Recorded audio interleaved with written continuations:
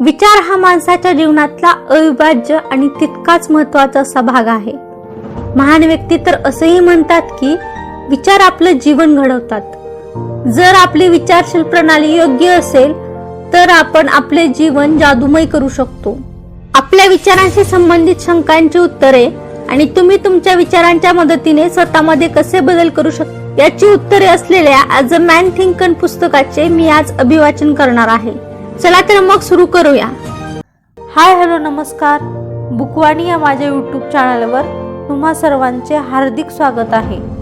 चला तर ऐकूयात मग लेखक जेम्स ॲलन लिखित ॲज अ मॅन थिंक या पुस्तकाचे सारांश रूपी अभिवाचन. या पुस्तकात प्रत्येक व्यक्तीचे त्यांच्या जीवनातील सकारात्मक आणि नकारात्मक अशा दोन्ही परिस्थितींवर नियंत्रण कसे असते आणि त्यांच्या विचारांवर काळजीपूर्वक आणि हुशारीने काम करून त्यांची परिस्थिती बदलू शकते हे ते स्पष्ट करतात. पुस्तक आत्मसुधारणेसाठी मार्गदर्शन करते. वर्णन केलेल्या परिस्थिती लागू करून वाचकांना स्वतःला मदत करण्यासाठी सक्षम करते. ॲलन यांनी पुस्तकाचे वर्णन विचारशील लोकांसाठी खिशातील साथीदार आणि विचारांच्या शक्ती आणि योग्य वापरावरील पुस्तक असे केले जे वाचकांना स्वतःला मदत करण्यास मदत करेल. पुस्तकाचा मध्यवर्ती संदेश असा आहे की आपले विचार आपल्या जीवनाला आकार देतात आणि आपल्या विचारांना जाणीवपूर्वक निर्देशित करून आपण इच्छित परिणाम साध्य करू शकतो. या पुस्तकातील पहिला भाग विचार आणि चारित्र्य. मनुष्य जसा आपल्या अंतःकरणात विचार करतो तसाच तो आहे. या सूत्राचा माणसाच्या जीवनावर खोलवर परिणाम होतो. हे माणसाच्या अस्तित्वाच्या प्रत्येक पैलूचा समावेश करते आणि ते इतके व्यापक आहे की ते त्यांच्या प्रत्येक परिस्थिती आणि स्थितीवर परिणाम करते. माणसाचे चारित्र्य म्हणजे त्यांच्या सर्व विचारांची बेरीज. जसे बीजाशिवाय वनस्पती वाढू शकत नाही त्याचप्रमाणे प्रत्येक मनुष्याची कृती विचार हा आनंद आणि दुःख या दोन्हींचा उगम आहे.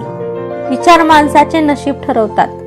जर माणसाचे विचार अशुद्ध असतील तर त्याला दुःख आणि दुःख अनुभवावे लागते. तर शुद्ध विचार आनंद आणि शांती देतात. एक उदात्त आणि देवासारखे पात्र ही संधी किंवा अनुकूल बाब नसून योग्य विचारांच्या सतत प्रयत्नांचे परिणाम आहे. माणूस त्याच्या नशिबाला जबाबदार असतो. तो अशी शस्त्रे बनवतो ज्याद्वारे तो स्वतःचा नाश करू शकतो किंवा आनंद, सामर्थ्य आणि शांतीचे स्वर्गीय वाडे तयार करू शकतो. योग्य निवड आणि विचारांच्या योग्य वापराने मनुष्य दैवी परिपूर्णतेकडे जाऊ शकतो. शक्ती, बुद्धिमत्ता आणि प्रेम आणि त्यांच्या विचारांचा स्वामी म्हणून प्रत्येक परिस्थितीची गुरुकिल्ली मनुष्याकडे असते. जर त्याने त्याच्या आत्म्याच्या खाणीत खोलवर खोदले तर त्याला त्याच्या अस्तित्वाबद्दलचे सर्व सत्य सापडेल. तो त्याच्या चारित्र्याचा निर्माता आहे, त्याच्या जीवनाचा मोल्डर आहे आणि त्याच्या नशिबाचा निर्माता आहे. या पुस्तकातील दुसरा भाग परिस्थितीवर विचारांचा प्रभाव. यात आपल्या विचारांची शक्ती आणि आपल्या जीवनावर त्यांचा प्रभाव अधोरेखित करतो. आपले मन सकारात्मक फायदेशीर विचारांनी कसे विकसित केले जाऊ शकते किंवा नकारात्मक हानिकारक विचारांनी कसे वाढवता येते हे दाखवण्यासाठी लेखक बागेची उपमा वापरतात. जाणीवपूर्वक आपले विचार जोपासणे आणि नकारात्मक विचार काढून टाकणे निवडून आपण आपल्या स्वतःच्या जीवनाचे स्वामी बनतो आणि आपली परिस्थिती आणि नशीब घडवू शकतो. लेखक असेही सुचवतात की आपली बाह्य परिस्थिती आपल्या आंतरिक स्थितीशी जोडलेली आहे. म्हणजे आपले विचार आणि विश्वास आपण अनुभवत असलेल्या घटना आणि परिस्थितींवर प्रभाव टाकू शकतात. शेवटी या भागात आपल्याला आपल्या विचारांची जबाबदारी घेण्यास आणि आपल्या जीवनाला आकार देण्यासाठी आपली सृजनशील शक्ती ओळखण्यास प्रोत्साहित करतात. असे केल्याने आपण स्वतःचे आणि आपल्या नशिबाचे योग्य मालक बनू शकतो. या भागात एखाद्या व्यक्तीचे विचार आणि त्यांच्या जीवनातील परिस्थिती यांच्यातील संबंधांची चर्चा करतात. ॲलन यांचे म्हणणे आहे की एखाद्या व्यक्तीच्या मानसिक स्थितीचा थेट त्यांच्या बाह्य परिस्थितीवर परिणाम होतो. त्यांचा असा विश्वास आहे की प्रत्येक व्यक्तीने त्यांच्या मनात एक बीज पेरले आहे जे शेवटी कृती किंवा परिस्थितीत वाढेल. म्हणून चांगले विचार चांगले परिणाम देतात, तर नकारात्मक विचारांमुळे नकारात्मक परिणाम होतात. लोक त्यांच्या परिस्थितीला जबाबदार आहे असा युक्तिवाद देखील ॲलन यांनी केला आहे. त्यांचा असा विश्वास आहे की एखाद्या व्यक्तीचे विचार आणि इच्छा त्यांचे भविष्य ठरवतात. ॲलन सुचवतात की लोकांनी त्यांची परिस्थिती सुधारण्यासाठी स्वतःमध्ये सुधारणा केली पाहिजे आणि खरी समृद्धी एखाद्या व्यक्तीच्या आंतरिक आणि बाह्य जीवनाच्या सुसंवादी संरेखातून येते. या भागात आत्मनियंत्रण, आत्मशुद्धी आणि चांगले चारित्र्य या महत्त्वावर भर देतात. ॲलन यांनी असा युक्तिवाद केला आहे की व्यक्तीच्या सवयी चांगल्या किंवा वाईट त्यांच्या परिस्थितीवर लक्षणीय परिणाम करतात. त्यांचा असा विश्वास आहे की शुद्धीकरणासाठी दुःख आवश्यक आहे आणि दुःखातूनच माणूस शुद्ध होऊ शकतो. ॲलन यांनी असेही मत मांडले आहे की एखाद्या व्यक्तीच्या सवयी आणि परिस्थिती एकमेकांशी निगडीत असतात आणि एखाद्याच्या सवयी बदलल्याने त्यांच्या परिस्थितीत बदल होऊ शकतो. एकंदरीत ॲज अ मॅन थिंकेत वाचकांना त्यांच्या विचारांची आणि कृतींची जबाबदारी घेण्यास आणि यश आणि आनंद मिळवण्यासाठी आत्मसुधारणेवर कार्य करण्यास प्रोत्साहित करतात. या पुस्तकातील तिसरा भाग, आरोग्य आणि शरीरावर विचारांचा प्रभाव. शरीरावर मनाची शक्ती अफाट आहे. शरीर हे केवळ मनाचे कार्य करण्यासाठी एक भांडे आहे आणि ते मनाने निर्माण केलेल्या विचारांना आणि भावनांना प्रतिसाद देते. हे विचार आणि भावना जाणीवपूर्वक निवडल्या जातात किंवा आपोआप व्यक्त केल्या जातात. शरीर त्यांचे पालन करेल. नकारात्मक विचार आणि भावना शरीराला त्रास देऊ शकतात. जर एखाद्याने भीतीदायक विचारांवर लक्ष केंद्रित केले तर त्याच्या आरोग्यामध्ये झपाट्याने घट होऊ शकते. चिंता संपूर्ण शरीराचे मनोधैर्य खचवू शकते, ज्यामुळे ते रोगास बळी पडते. त्याचप्रमाणे जरी शारीरिक कृती केली नाही तरी अशुद्ध विचार मज्जासंस्थेवर परिणाम करू शकतात. दुसरीकडे सकारात्मक आणि सुंदर विचारांमध्ये शरीराला टवटवीत करण्याची ताकद आहे. जेव्हा एखादी व्यक्ती आनंदी आणि उत्थानशील विचारांचा विचार करते तेव्हा ते तरुणपणा आणि सौंदर्याद्वारे शरीरात प्रकट होऊ शकतात. मन आणि शरीर एकमेकांशी जोडलेले आहेत. एकाची स्थिती दुसऱ्यावर परिणाम करते.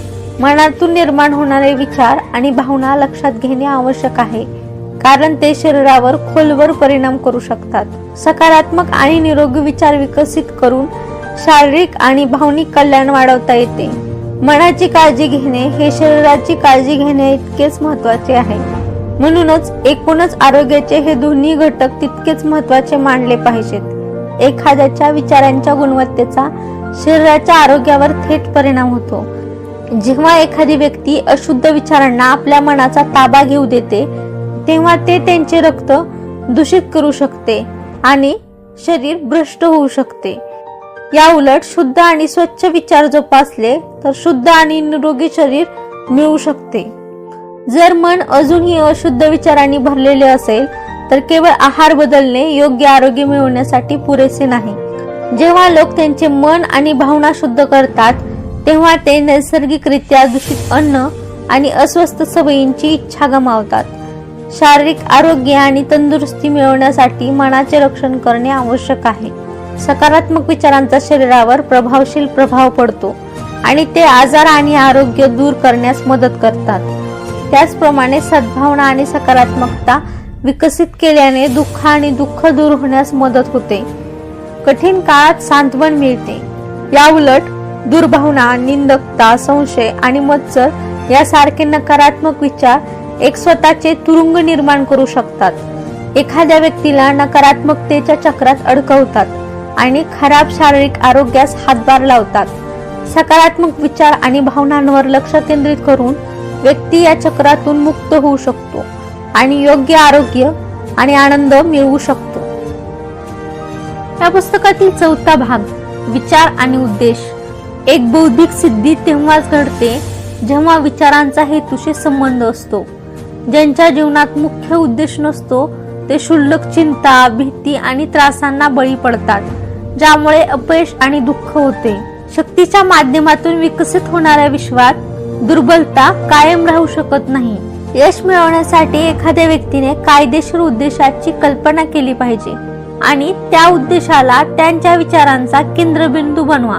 यश मिळवण्यासाठी एखाद्या व्यक्तीने कायदेशीर उद्देशाची कल्पना केली पाहिजे आणि त्याला त्यांच्या विचारांचा केंद्रबिंदू बनवले पाहिजे. त्यांनी त्यांच्या उद्दिष्टावर लक्ष केंद्रित करून आणि त्यांचे विचार भरकटू न देता त्यांच्या प्राप्तीसाठी स्वतःला समर्पित केले पाहिजेत.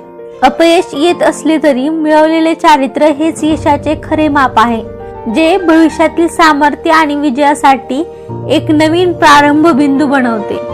ज्याप्रमाणे शारीरिकदृष्ट्या कमकुवत व्यक्ती प्रशिक्षणाद्वारे बलवान बनू शकते, त्याचप्रमाणे अनुत्पादक विचार असलेली व्यक्ती योग्य विचाराने त्यांना बलवान बनवू शकते.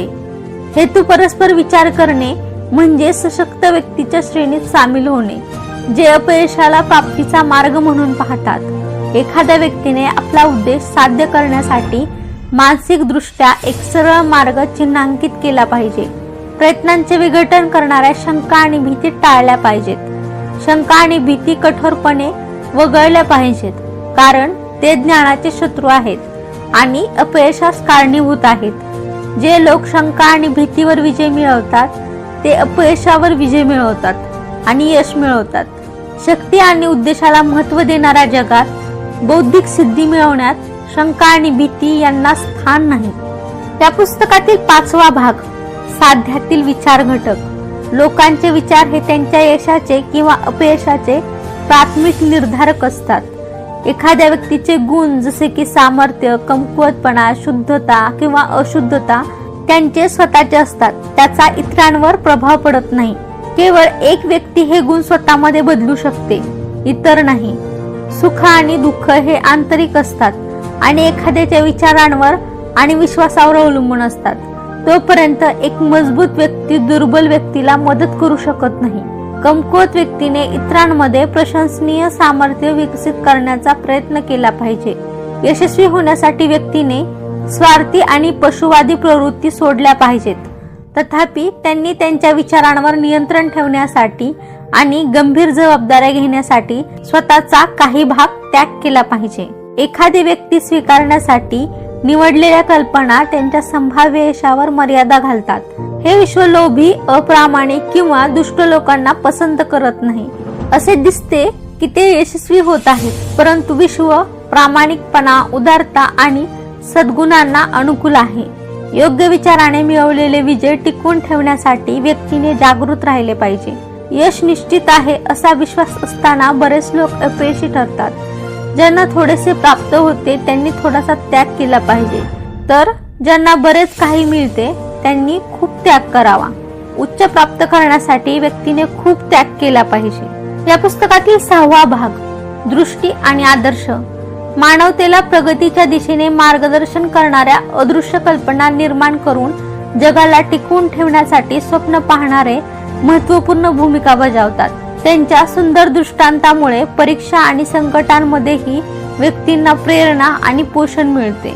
आपल्या समोर आलेल्या स्वप्न पाहणाऱ्यांचे स्मरण करणे आणि त्यांचे कौतुक करणे आवश्यक आहे, कारण त्यांचे आदर्श आज आपल्या जगाला आकार देत आहेत. संगीतकार, शिल्पकार, चित्रकार, कवी आणि ऋषींच्या योगदानामुळे नंतरचे जग किंवा स्वर्ग हे शक्य झाले आहे. त्यांच्या कार्यामुळे जग अधिक सुंदर झाले आहे. त्यांच्याशिवाय माणुसकी नष्ट होईल. आपल्या समाजाला आकार देणाऱ्या निर्मात्यांना आपण महत्त्व दिले पाहिजे. ज्या व्यक्तींनी उदात्त आदर्श आणि सुंदर दृष्टी त्यांच्या अंतःकरणात धारण केली आहे, त्यांनी स्वतःशी विश्वासू राहिल्यास त्यांना जिवंत करू शकतात.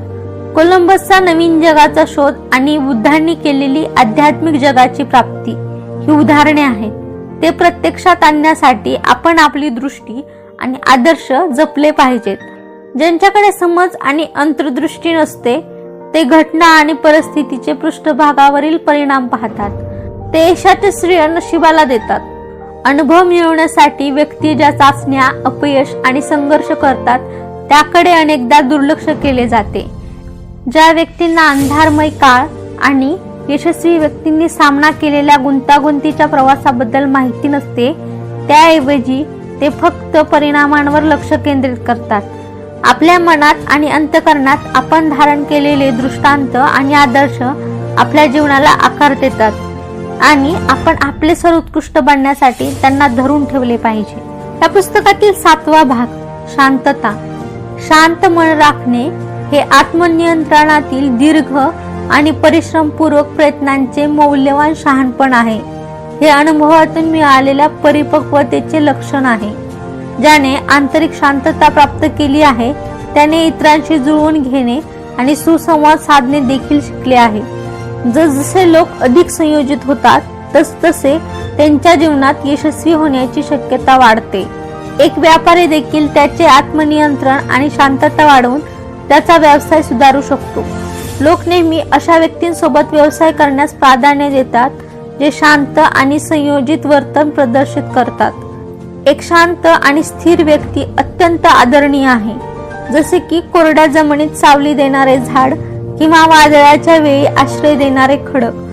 तुम्ही कुठेही असाल किंवा तुमच्या जीवनाची परिस्थिती कशीही असली तरीही तुम्हाला हे समजले पाहिजे की आनंदाचे क्षण आहेत. जीवनाच्या महासागरात सूर्यप्रकाशित किनाऱ्याप्रमाणे तुमचे आदर्श भविष्य तुमची वाट पाहत आहे. आत्मनियंत्रण हा आंतरिक शक्तीचा पाया आहे. योग्य विचार ही प्रभुत्वाची गुरुकिल्ली आहे आणि शांतता हा शक्तीचा स्रोत आहे. म्हणून आपल्या हृदयाशी बोला आणि म्हणा, शांती, शांत रहा. शेवटी संयम आणि आत्मनियंत्रण याद्वारे प्राप्त केलेल्या शांत मनाचे मूल्य ओळखणे आवश्यक आहे. शांतता आपल्याला इतरांशी अधिक चांगले संवाद साधण्यास आणि जीवनात प्रचंड यश मिळवण्यास अनुमती देते.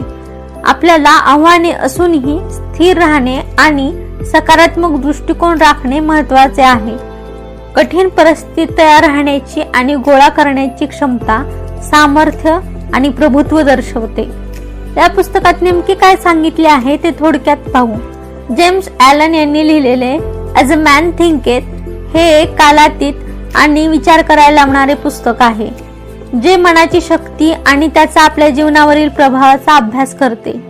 एक वाचक म्हणून आपल्याला हे पुस्तक प्रेरणादायी आणि परिवर्तनकारी असे वाटते, जे आपल्या वास्तविकतेला आकार देण्यासाठी आपल्या विचारांच्या भूमिकेबद्दल गहन अंतर्दृष्टी प्रदान करते.